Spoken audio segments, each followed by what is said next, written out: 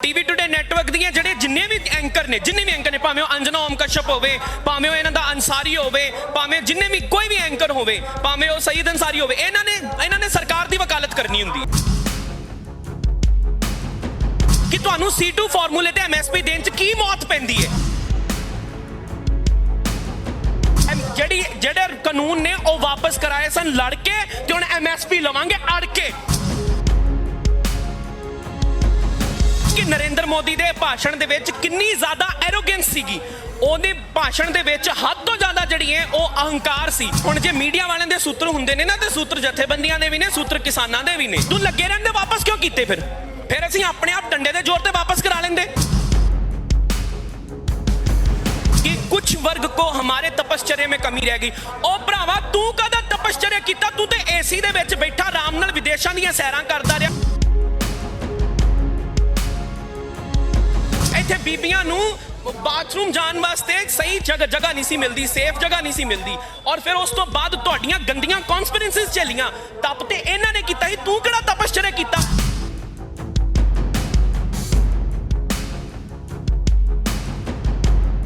ਅੱਜ जो है अंदोलन ਨੂੰ 1 साल हो जाना है ਤੇ ਸਵੇਰੇ ਟੀਵੀ ਟੁਡੇ ਨੈਟਵਰਕ ਕੀ ਚਲਾ ਰਿਹਾ ਹੈ ਐਡਾ ਬੇਸ਼ਰਮ ਹੈ ਟੀਵੀ ਟੁਡੇ ਨੈਟਵਰਕ ਦੀਆਂ ਜਿਹੜੇ ਜਿੰਨੇ ਵੀ ਐਂਕਰ ਨੇ ਭਾਵੇਂ ਉਹ ਅੰਜਨਾ ਓਮ ਕਸ਼ਪ ਹੋਵੇ ਭਾਵੇਂ ਉਹ ਇਹਨਾਂ ਦਾ ਅੰਸਾਰੀ ਹੋਵੇ ਭਾਵੇਂ ਜਿੰਨੇ ਵੀ ਕੋਈ ਵੀ ਐਂਕਰ ਹੋਵੇ ਭਾਵੇਂ ਉਹ ਸਈਦ ਅੰਸਾਰੀ ਹੋਵੇ ਇਹਨਾਂ ਨੇ ਸਰਕਾਰ ਦੀ ਵਕਾਲਤ ਕਰਨੀ ਹੁੰਦੀ ਹੈ ਮੈਂ ਸਵੇਰੇ ਕਿਸੇ ਹਲਵਾਈ ਦੀ ਦੁਕਾਨ ਤੇ ਟੈਲੀਵਿਜ਼ਨ ਚੱਲ ਰਿਹਾ ਸੀ ਔਰ ਉੱਥੇ ਮੈਂ ਵੇਖ ਰਿਹਾ ਸਾਂ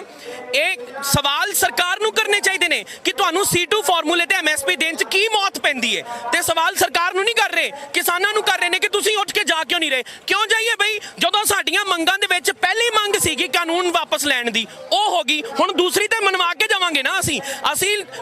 ਜਿਹੜੇ ਕਾਨੂੰਨ ਨੇ ਉਹ ਵਾਪਸ ਕਰਾਏ ਸਨ ਲੜ ਕੇ ਤੇ ਹੁਣ MSP ਲਵਾਂਗੇ ਅੜ ਕੇ ਜਿੰਨੇ ਚਿਰ ਤੱਕ MSP ਨਹੀਂ ਉਹਨੇ ਚਿਰ ਤੱਕ ਅੰਦੋਲਨ ਉੱਥੇ ਹੀ ਰਹੇਗਾ ਕੀ ਲੱਗਦਾਗਾ ਇਹ ਜਿਹੜਾ ਇੱਕ ਢੰਗ ਅਪਣਾਇਆ ਗਿਆ ਕਿ ਸਿਰਫ ਖੇਤੀ ਕਾਨੂੰਨ ਰੱਦ ਕਰ ਦਿੱਤੇ ਜਾਣ 4 ਮੰਗਾਂ ਸੀਗੀਆਂ ਕਿਸਾਨਾਂ ਦੀਆਂ ਜਦੋਂ ਗੱਲਬਾਤ ਸ਼ੁਰੂ ਹੋਈ ਜਦੋਂ ਮੀਟਿੰਗਾਂ ਹੋਈਆਂ ਉਹਦੇ ਵਿੱਚ 4 ਮੰਗਾਂ ਜਿਹੜੀਆਂ ਮੁੱਖ ਰੱਖੀਆਂ ਗਈਆਂ ਸੀ ਕਿ ਸਾਡਾ ਮਸਲਾ ਜਿਹੜਾ ਇਹ ਹੱਲ ਹੋਣਾ ਚਾਹੀਦਾ ਕੀ ਲੱਗਦਾ ਪ੍ਰਧਾਨ ਮੰਤਰੀ ਮੋਦੀ ਨੇ ਸਿਰਫ ਬਿਆਨ ਦਿੱਤਾ ਕਿ ਖੇਤੀ ਕਾਨੂੰਨ ਰੱਦ ਹੋਣਗੇ ਇਸ ਤੋਂ ਇਲਾਵਾ 3 ਚੀਜ਼ਾਂ ਦੇ ਉੱਤੇ ਨਹੀਂ ਬੋਲੇ ਤਾਂ ਉਹਦਾ ਕੀ ਮਕਸਦ ਕੀ ਸਮਝਦੇ ਹੋ ਕੀ ਮਤਲਬ ਸੀਗਾ ਉਹਦਾ ਪ੍ਰਧਾਨ ਮੰਤਰੀ ਦੇ ਭਾਸ਼ਣ ਨੂੰ ਜੇ ਸ਼ਬਦ ਬ ਸ਼ਬਦ ਕਿਸੇ ਨੇ ਸੁਣਿਆ ਹੋਵੇ ਪੜ੍ਹਿਆ ਹੋਵੇ ਦੇਖਿਆ ਹੋਵੇ ਤਾਂ ਉਹਨੂੰ ਪੂਰੀ ਤਰ੍ਹਾਂ ਜਾਣਕਾਰੀ ਮਿਲ ਜਾਏਗੀ ਕਿ ਨਰਿੰਦਰ ਮੋਦੀ ਦੇ ਭਾਸ਼ਣ ਦੇ ਵਿੱਚ ਕਿੰਨੀ ਜ਼ਿਆਦਾ ਐਰੋਗੈਂਸ ਸੀਗੀ ਉਹਦੇ ਭਾਸ਼ਣ ਦੇ ਵਿੱਚ ਹੱਦ ਤੋਂ ਜ਼ਿਆਦਾ ਜਿਹੜੀ ਹੈ ਉਹ ਅਹੰਕਾਰ ਸੀ ਉਹਨੇ ਜੋ 1000 ਤੋਂ ਜ਼ਿਆਦਾ ਸ਼ਬਦਾਂ 'ਚ ਉਹਨੇ ਆਪਣਾ ਭਾਸ਼ਣ ਦਿੱਤਾ ਇੱਕ ਵੀ ਵਾਰ ਅੰਦੋਲਨ ਸ਼ਬਦ ਦਾ ਇਸਤੇਮਾਲ ਨਹੀਂ ਕੀਤਾ ਉਹਨੇ ਕੀ ਗੱਲ ਅੰਦੋਲਨ ਸ਼ਬਦ ਤੋਂ ਇੰਨਾ ਡਰ ਲੱਗਦਾ ਕਿ ਅੱਜ ਤੋਂ ਪਹਿਲਾਂ ਅੰਗਰੇਜ਼ਾਂ ਦੇ ਖਿਲਾਫ ਕਈ ਅੰਦੋਲਨ ਕਰਕੇ ਇਸ ਦੇਸ਼ ਨੇ ਆਜ਼ਾਦੀ ਹਾਸਲ ਨਹੀਂ ਕੀਤੀ ਅੰਦੋਲਨ ਸ਼ਬਦ ਤੋਂ ਇੰਨਾ ਗੁਰੇਜ਼ ਫਿਰ ਇਹਨਾਂ ਨੇ ਜਿਹੜੇ ਕਿ ਹੁਣ ਜੇ ਮੀਡੀਆ ਵਾਲਿਆਂ ਦੇ ਸੂਤਰ ਹੁੰਦੇ ਨੇ ਨਾ ਤੇ ਸੂਤਰ ਜਥੇਬੰਦੀਆਂ ਦੇ ਵੀ ਨੇ ਸੂਤਰ ਕਿਸਾਨਾਂ ਦੇ ਵੀ ਨੇ ਸੂਤਰ ਸਾਡੇ ਵੀ ਹੈਗੇ ਨੇ ਇਹਨਾਂ ਨੇ ਭਾਸ਼ਣ ਲਿਖਣ ਦੇ ਵਿੱਚ ਬੜਾ ਟਾਈਮ ਜ਼ਾਇਆ ਕੀਤਾ ਮੋਦੀ ਨੇ ਵੱਡੇ ਭਾਸ਼ਾਵਿੰਦਾਂ ਤੋਂ ਰਿਪਲੇਸਮੈਂਟ ਮੰਗੀ ਸੀਗੀ ਕਿ ਰਿਪੀਲ ਸ਼ਬਦ ਇਸਤੇਮਾਲ ਨਾ ਕਰਨਾ ਪਵੇ ਵਾਪਸ ਲੈਣਾ ਸ਼ਬਦ ਇਸਤੇਮਾਲ ਨਾ ਕਰਨਾ ਪਵੇ ਇੰਨੀ ਕੁ ਜ਼ਿਆਦਾ ਐਰੋਗੈਂਸ ਫਿਰ ਭਾਸ਼ਣ ਦੇ ਵਿੱਚ ਸ਼ਬਦ ਕੀ ਇਸਤੇਮਾਲ ਕੀਤੇ ਕਿ ਕੁਝ ਵਰਗ ਕੋ ਹਮ ਨਹੀਂ ਸਮਝਾ ਪਾਏ ਇਹ ਕੁਝ ਵਰਗ ਦਾ ਮਤਲਬ ਕੀ ਹੈ ਜੇ ਉਹ ਕੁਝ ਹੀ ਹੈ ਤੇ ਫਿਰ ਤੂੰ ਮੈਜੋਰਿਟੀ ਦੇ ਤੇਰੇ ਨਾਲ ਹੈ ਤੇ ਤੂੰ ਮਾਂ ਦਾ ਪੁੱਤ ਬਣ ਕੇ ਫਿਰ ਲੱਗਾ ਰਹਿਣ ਦੇ ਤੂੰ ਲੱਗੇ ਰਹਿੰਦੇ ਵਾਪਸ ਕਿਉਂ ਕੀਤੇ ਫਿਰ ਅਸੀਂ ਆਪਣੇ ਆਪ ਡੰਡੇ ਦੇ ਜ਼ੋਰ ਤੇ ਵਾਪਸ ਕਰਾ ਲੈਂਦੇ ਜਿਵੇਂ ਅਸੀਂ ਹੁਣ ਇੱਥੇ ਡੰਡੇ ਦੇ ਜ਼ੋਰ ਤੇ ਬੈਠੇ ਆ ਇਹ ਡੈਮੋਕ੍ਰੈਟਿਕ ਹੱਲੇ ਇਹਨੂੰ ਜੇ ਤੁਸੀਂ ਸਮਝਣਾ ਹੋਵੇ ਨਾ ਜਿੱਤ ਜਿਹੜੀ ਹੈ ਇਹ ਸਟੈਪ ਬਾਏ ਸਟੈਪ ਜਿੱਤ ਹੋਏਗੀ ਸਾਡੀ ਪਹਿਲਾ ਹੱਲੇ ਸਿਰਫ ਡੈਮੋਕ੍ਰੈਟਿਕ ਜਿੱਤ ਹੈ ਇਹਨਾਂ ਦੀ ਆਦਤ ਹੋ ਗਈ ਸੀਗੀ ਆਰਡੀਨੈਂਸ ਲਿਆਂਦੇ ਲਾਤੇ ਆਰਡੀਨੈਂਸ ਲਿਆਂਦੇ ਲਾਤੇ ਕੋਈ ਪਾਰਲੀਮੈਂਟਰੀ ਰੂਲ ਨਹੀਂ ਸਨ ਫੋਲੋ ਕਰਦੇ ਰਾਜ ਸਭਾ ਦੇ ਵਿੱਚ ਬਿਨਾਂ ਵੋਟ ਸ਼ੇਅਰ ਦਿਖਾਏ ਇਹਨਾਂ ਨੇ ਲਾਅ ਜਿਹੜੇ ਨੇ ਉਹ ਪਾਸ ਕਰਾਏ ਸੀਗੇ ਆਰਡੀਨੈਂਸ ਜਿਹੜੇ ਨੇ ਉਹ ਪਾਸ ਕਰਾਏ ਸੀਗੇ ਇਹਨਾਂ ਦੀ ਆਦਤ ਬਣ ਗਈ ਸੀ ਇਹ ਜਿਹੜੀ ਪਹਿਲੀ ਜਿੱਤ ਹੈ ਨਾ ਉਹ ਸਿਰਫ ਔਰ ਸਿਰਫ ਹਿੰਦੁਸਤਾਨ ਦੇ ਭਾਰਤ ਦੇ ਇੰਡੀਆ ਦੇ ਡੈਮੋਕ੍ਰੈਟਿਕ ਜਮਹੂਰੀਅਤ ਔਰ ਲੋਕਤੰਤਰ ਦੀ ਜਿੱਤ ਹੈ ਉਹ ਸਿਰਫ ਲੋਕਤੰਤਰ ਦੀ ਜਿੱਤ ਹੈ ਕਿਸਾਨਾਂ ਦੀ ਜਿੱਤ ਹੱਲੇ ਨਹੀਂ ਹੋਈ ਕਿਸਾਨਾਂ ਦੀ ਜਿੱਤ ਤਾਂ ਉਦੋਂ ਹੋਏਗੀ ਜਿੱਦਣ ਸਾਡੀ MSP ਸਾਡੇ ਹੱਥਾਂ ਦੇ ਵਿੱਚ ਸਵਾਮੀਨਾਥਨ ਅਈਅਰ ਆਦਿ ਆਯੋਗ ਦੀ ਸਿਫਾਰਿਸ਼ਾਂ ਦੇ ਅਨੁਸਾਰ C2 ਫਾਰਮੂਲੇ ਦੇ ਵਿੱਚ ਨਾਲ ਸਾਨੂੰ ਤੈਅ ਕੀਤੀ ਜਾਵੇਗੀ ਸ਼ਿਕਾਇਤ ਦੇ ਵੱਲੋਂ ਬਿਆਨ ਦਿੱਤਾ ਗਿਆ ਜਦੋਂ ਪ੍ਰਧਾਨ ਮੰਤਰੀ ਮੋਦੀ ਨੇ ਆਖਿਆ ਕਿ ਖੇਤੀ ਕਾਨੂੰਨ ਰੱਦ ਕਰਨ ਅਸੀਂ ਜਾ ਰਹੇ ਹਾਂ ਰਾਕੇਸ਼ ਟਿਕੈਤ ਕਹਿੰਦੇ ਕਿ ਪ੍ਰਧਾਨ ਮੰਤਰੀ ਦਾ ਇਹ ਬਿਆਨ ਜਿਹੜਾ ਉਹ ਕਿਸਾਨਾਂ ਨੂੰ ਤੋੜਨ ਵਾਲਾ ਹੈ, ਉਹ ਮੋਰਚੇ ਨੂੰ ਤੋੜਨ ਵਾਲਾ ਹੈ, ਉਹਦਾ ਮਤਲਬ ਕੀ ਸਮਝਦੇ ਹੋ? ਬਿਲਕੁਲ ਤੋੜਨ ਵਾਲਾ ਹੈ, ਕਿਉਂਕਿ ਦੇਖੋ ਇਹ ਜਿਸ ਤਰੀਕੇ ਨਾਲ ਉਹਨਾਂ ਨੇ ਬਿਆਨ ਸ਼ਬਦ ਇਸਤੇਮਾਲ ਕੀਤੇ ਨੇ, ਤੁਸੀਂ ਸ਼ਬਦ ਦੇਖੋ, ਉਹਨਾਂ ਦੇ ਭਾਸ਼ਣ ਦੇ ਸ਼ਬਦਾਂ ਦੀ ਜਿਹੜੀ ਚੋਣ ਹੈ ਨਾ, ਉਹ ਪੂਰੀ ਤਰੀਕੇ ਨਾਲ ਦੇਸ਼ ਨੂੰ ਖੰਡਿਤ ਕਰਨ ਵਾਲੀ ਸੀਗੀ ਕਿ ਕੁਝ ਵਰਗ ਕੋ ਹਮਾਰੇ ਤਪਸਚर्या में ਕਮੀ ਰਹਿ ਗਈ। ਉਹ ਭਰਾਵਾ ਤੂੰ ਕਦਾ ਤਪਸਚर्या ਕੀਤਾ? ਤੂੰ ਤੇ ਏਸੀ ਦੇ ਵਿੱਚ ਬੈਠਾ ਆਰਾਮ ਨਾਲ ਵਿਦੇਸ਼ਾਂ ਦੀਆਂ ਸੈਰਾਂ ਕਰਦਾ ਰਿਹਾ, ਕਦੀ UN ਜਾਂਦਾ ਰਿਹਾ, ਕਦੀ ਅਮਰੀਕਾ ਜਾਂਦਾ ਰਿਹਾ, ਕਦੀ ਕੁਝ ਕਰਦਾ ਰਿਹਾ। ਤਪਸਚर्या ਤੇ ਇਹਨਾਂ ਕਿਸਾਨਾਂ ਦਾ ਸੀਗਾ ਜਿਨ੍ਹਾਂ ਨੇ ਇੱਥੇ ਜਿਹੜੇ ਨੇ ਮੀਂਹ, ਹੜ੍ਹ ਵਰਗੇ ਮੀਂਹ ਝੇਲੇ, ਜਿਨ੍ਹਾਂ ਨੇ ਇੱਥੇ ਚੰਦਰਾ ਝੇਲਿਆ, ਜਿਨ੍ਹਾਂ ਨੇ ਇੱਥੇ ਠੰਡ ਝੇਲੀ, ਜਿਨ੍ਹਾਂ ਨੇ ਇੱਥੇ ਗਰਮੀ ਝੇਲੀ, ਜਿਨ੍ਹਾਂ ਨੂੰ ਇੱਥੇ ਬੀਬੀਆਂ ਨੂੰ ਬਾਥਰੂਮ ਜਾਣ ਵਾਸਤੇ ਸਹੀ ਜਗ੍ਹਾ ਨਹੀਂ ਸੀ ਮਿਲਦੀ, ਸੇਫ ਜਗ੍ਹਾ ਨਹੀਂ ਸੀ ਮਿਲਦੀ, ਔਰ ਫਿਰ ਉਸ ਤੋਂ ਬਾਅਦ ਤੁਹਾਡੀਆਂ ਗੰਦੀਆਂ ਕਨਸਪੀਰੈਂਸੀਜ਼ ਝੇਲੀਆਂ। ਤਪ ਤੇ ਇਹਨਾਂ ਨੇ ਕੀਤਾ ਸੀ, ਤੂੰ ਕਿਹੜਾ ਤਪਸਚर्या ਕੀਤਾ? ਐਡੀ ਗੰਦੀ ਸ਼ਬਦਾਵਲੀ ਭਾਸ਼ਣ ਦੇ ਵਿੱਚ, ਹੱਦ ਤੋਂ ਜ਼ਿਆਦਾ ਐਰੋਗੈਂਸ ਸੀਗੀ, ਹੱਦ ਤੋਂ ਜ਼ਿਆਦਾ ਐਰੋਗੈਂਸ ਸੀਗੀ। ਫਿਰ ਜਿਹੜਾ ਹੁਣ ਜਿਹੜੇ ਲੋਕ ਬੈਠੇ ਕਈ ਵਾਰੀ ਕਹਿੰਦੇ ਨੇ ਨਾ कि जी देश का खर्चा हो रहा है, वन नेशन वन इलेक्शन होना चाहिए, ये वन नेशन वन इलेक्शन जो है ना वो क्यों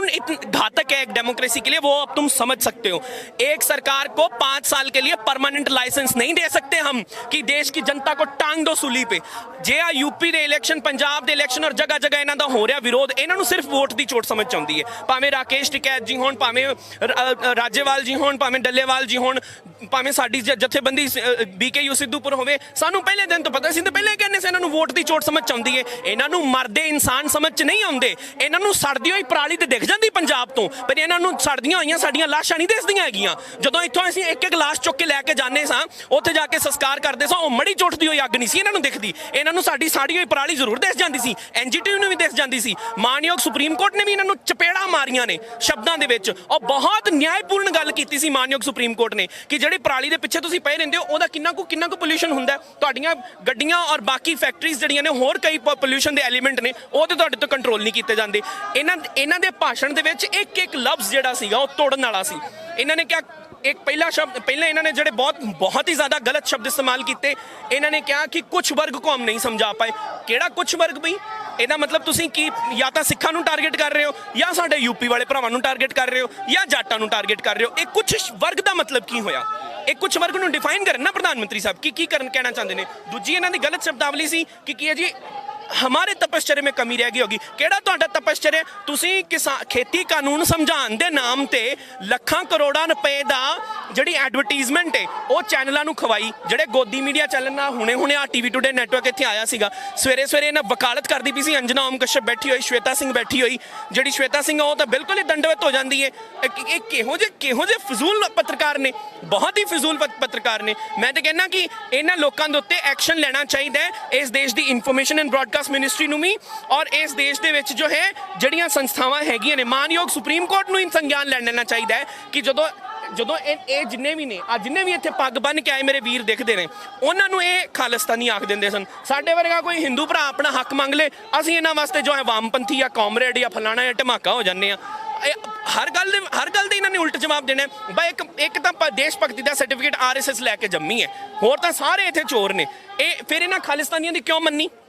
ਜੇ ਇਸ ਖਾਲਿਸਤਾਨੀ ਸਨ, ਫਿਰ ਇਹਨਾਂ ਖਾਲਿਸਤਾਨੀਆਂ ਦੀ ਕਿਉਂ ਮੰਨੀ? ਇਹ ਜਿੰਨੇ ਵੀ ਨੈਸ਼ਨਲ ਮੀਡੀਆ ਦੇ ਚੈਨਲ ਨੇ, ਜੇ ਪ੍ਰਧਾਨ ਮੰਤਰੀ ਨੂੰ ਸਕੇਤ ਹੈ ਕਿਸਾਨਾਂ ਦਾ, ਤੇ ਇਹਨਾਂ ਨੂੰ ਇੰਨਾ ਲੰਮਾ ਨਹੀਂ ਸੀ ਖਿੱਚਣਾ ਚਾਹੀਦਾ ਕੋਈ ਵੀ ਚੀਜ਼। ਇਹ ਫੈਸਲਾ ਉਦੋਂ ਹੀ ਹੋ ਜਾਣਾ ਚਾਹੀਦਾ ਸੀ ਜਿੱਦਣ ਸ਼ੰਭੂ ਦੇ ਬਾਰਡਰ ਤੱਕ ਕਿਸਾਨ ਪਹੁੰਚ ਗਏ ਸਨ। ਭਾਜਪਾ ਦੇ ਆਗੂ ਆ ਪੰਜਾਬ ਦੇ, ਅਸ਼ਵਨੀ ਸ਼ਰਮਾ ਪ੍ਰਧਾਨ ਨੇ ਭਾਜਪਾ ਦੇ, ਉਹ ਕਹਿੰਦੇ ਆ ਕਿ ਕਿਸਾਨ ਹੁਣ ਉਹਨਾਂ ਨੂੰ ਲੱਗਣ ਲੱਗ ਗਿਆ ਕਿ ਉਹਨਾਂ ਦੀ ਦੁਕਾਨਦਾਰੀ ਬੰਦ ਹੋਣ ਵਾਲੀ ਹੈ। ਜਿਹੜੇ ਆਗੂ ਉੱਥੇ ਬੈਠੇ ਆ, ਇਸ ਕਰਕੇ ਉਹ ਚਾਹੁੰਦੇ ਨਹੀਂਗੇ ਕਿ ਅੰਦੋਲਨ ਜਿਹੜਾ ਉਹ ਖਤਮ ਹੋਣਾ ਚਾਹੀਦਾ। ਮੈਨੂੰ ਤੇ ਨਾ ਅਸ਼ਵਨੀ ਸ਼ਰਮਾ ਜੀ ਨੂੰ ਇੱਕ ਸਲਾਹ ਦਿਆਂਗੇ, ਸਰ ਤੁਸੀਂ ਨਾ ਪੰਚਾਇਤੀ ਇਲੈਕਸ਼ਨ ਵੇਖ ਕੇ ਲੜ ਕੇ ਵੇਖ ਲਓ ਪੰਜਾਬ ਦੇ ਕਿਸੇ ਵੀ ਪਿੰਡ ਚੋਂ, ਤੁਹਾਨੂੰ ਪਤਾ ਲੱਗ ਜਾਏਗਾ ਕਿਹਦੀ ਦੁਕਾਨ ਬੰਦ ਹੋਣ ਵਾਲੀ ਹੈ। ਔਰ ਦੂਜੀ ਗੱਲ ਇਹ, ਜਿਹੜੇ ਇੱਥੇ ਆਗੂ ਆ ਕੇ ਬੈਠੇ ਨੇ ਨਾ, ਇਹਨੂੰ ਅੰਦੋਲਨ ਕਹੀਦਾ ਹੁੰਦਾ ਜੇ, ਇਹ ਦੁਕਾਨ ਨਹੀਂ ਹੁੰਦੀ। ਦੁਕਾਨ ਤੁਹਾਡੀ ਹੈ ਜਿਹੜੀ ਤੁਸੀਂ ਚਲਾਉਂਦੇ ਹੋ। ਭਗਵਾਨ ਸ਼੍ਰੀ ਰਾਮ ਤੱਕ ਨੂੰ ਨਹੀਂ ਬਖਸ਼ਿਆ ਤੁਸਾਂ ਨੇ, ਤਾਂ ਬਸ਼ਰਮੋ।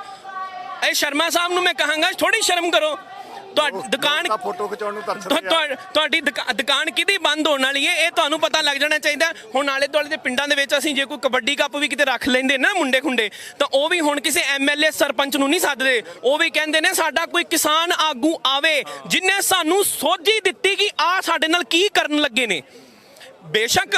ਅਸੀਂ ਜਦੋਂ ਅੰਦੋਲਨ ਦੇ ਵਿੱਚ ਆਏ ਨਾ, ਅਸੀਂ ਕੋਈ ਉਦਣ ਹੀ ਨਹੀਂ ਸਾਂ ਆਗੇ ਜਿੱਦਣ ਸਾਡੇ ਕਿਸਾਨ ਵੀਰ ਸ਼ੰਭੂ ਤੱਕ ਪਹੁੰਚੇ ਸਨ, ਉਦਣ ਹੀ ਨਹੀਂ ਸਾਂ ਆਗੇ। ਸਾਨੂੰ ਤੇ ਚਿੱਤਾ ਵੀ ਕੋਈ ਨਹੀਂ ਸੀ ਕਿਸੇ ਗੱਲ ਦਾ। ਜਦੋਂ ਇੰਨਾ ਰੌਲਾ ਪੈ ਗਿਆ ਸਾਡੇ ਕਿਸਾਨ ਆਗੂਆਂ ਨੇ, ਜਦੋਂ ਪੂਰਾ ਰੌਲਾ ਪੈ ਗਿਆ, ਉਸ ਤੋਂ ਬਾਅਦ ਅਸੀਂ 2 ਤੋਂ 3 ਮਹੀਨੇ, ਕਿਉਂਕਿ ਮੈਂ ਖੁਦ ਵਕਾਲਤ ਵੀ ਪ੍ਰੈਕਟਿਸ ਕਰਦਾ ਵਾਂ, ਅਸੀਂ ਖੁਦ ਪੜ੍ਹੇ ਹੈ, ਅਸੀਂ ਲਾਅ ਪੜ੍ਹੇ ਹੈ। 2 ਮਹੀਨੇ ਬਾਅਦ ਜੋ ਹੈ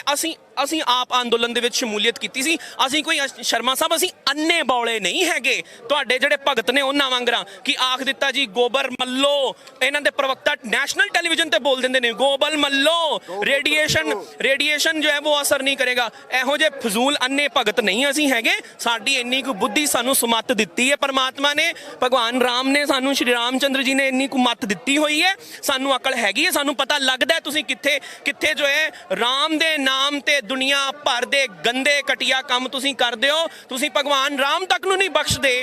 ਤੇ ਤੁਸੀਂ ਦੂਜਿਆਂ ਨੂੰ ਕਹਿੰਦੇ ਹੋ ਕਿ ਦੁਕਾਨ, ਉਹ ਦੁਕਾਨ ਨਹੀਂ ਜੀ, ਇਹ ਅੰਦੋਲਨ ਹੁੰਦਾ ਹੈ। ਤੁਹਾਨੂੰ ਅੰਦੋਲਨਾਂ ਦਾ ਪਤਾ ਨਹੀਂ, ਇਸੇ ਕਰਕੇ ਮੋਦੀ ਨੇ ਅੰਦੋਲਨ ਲਫ਼ਜ਼ ਇਸਤੇਮਾਲ ਨਹੀਂ ਕੀਤਾ ਆਪਣੇ ਭਾਸ਼ਣ 'ਚ।